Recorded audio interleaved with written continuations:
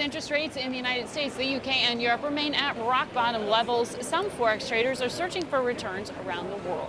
Here to talk about opportunity is John Taylor, chairman and founder of FX Concepts, which is one of the largest hedge funds focused on currency with about $4.5 billion worth of assets. John, welcome to InBusiness. You say it's a squirrely trade these days. What do you mean by squirrely? Well, liquidity is a little tighter than before. Volatility is down a lot, but everybody's nervous about what will happen next. That makes it squirrely. Well, what is it that you're protecting yourself against? I think we're protecting ourselves against a market that's becoming spread. The bond market, the commodity market seem to be expecting a slowdown in the global economy. And the U.S. equity market is expecting everything is wonderful. And do you think that's wrong to expect everything is wonderful in the United States? Well, I'm having a hard time with this. I have a feeling that it's wrong, and I'm known as kind of a negative guy, but you got to go with the flow.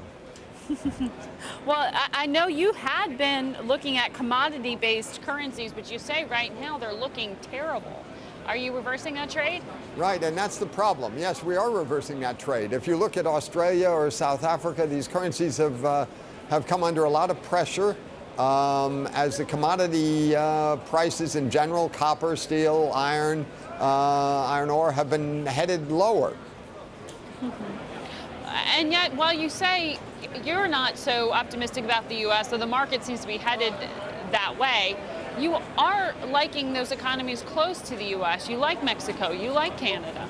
Right. Well, whatever you think, actually, you can say many more positive things about the U.S. economy, maybe, than you could say about the equity market, because we see the equity market overvalued, but certainly the U.S. consumer has come back. The numbers today show that.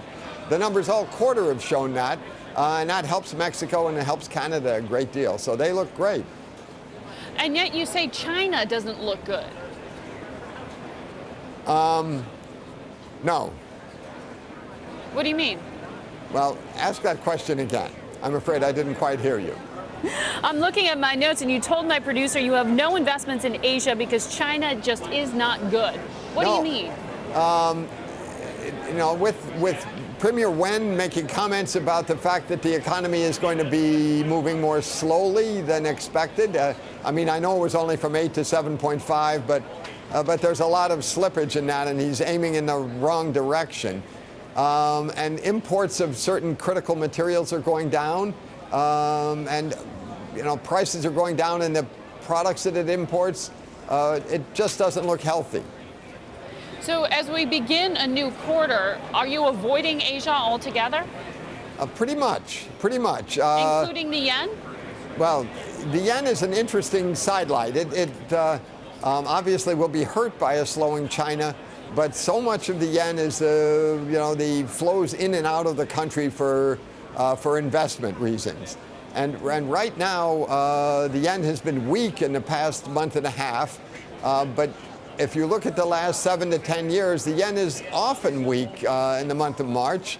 And then in the month of April, it starts to strengthen, maybe after a week or so of continued weakness. So we're looking to buy yen, whereas we're looking to stay short things like Korea and Malaysia. It's interesting because when I talk to so many investors across many different asset classes, they're searching for return, and they're searching in markets that perhaps aren't always on our radar. Are there opportunities that you're finding outside the big markets right now? Yeah, I mean, certainly the attitude for anybody exporting oil has been tremendously positive. So places like Kazakhstan, Nigeria have looked much more positive. They pay high interests, and it doesn't look like they're going to get into trouble in the near term. So therefore, it's good for a short-term investment. How much of your portfolio would you recommend allocating to some of those frontiers? Yeah, I mean, the problem with that in the frontier markets is that it's hard to get in, and it's even harder to get out. So it's you can't put too much into it because something could happen in the middle of the night. I mean, a Peru or a Kazakhstan are safer than a Nigeria or a Ukraine, for instance. And it makes a difference very much as to what the political situation looks like, and you have to have very good feelers as well as statistics and interest rates and things like that. All right, John Taylor, it's interesting to get your read on the market right now. Thanks for making time. Thank you.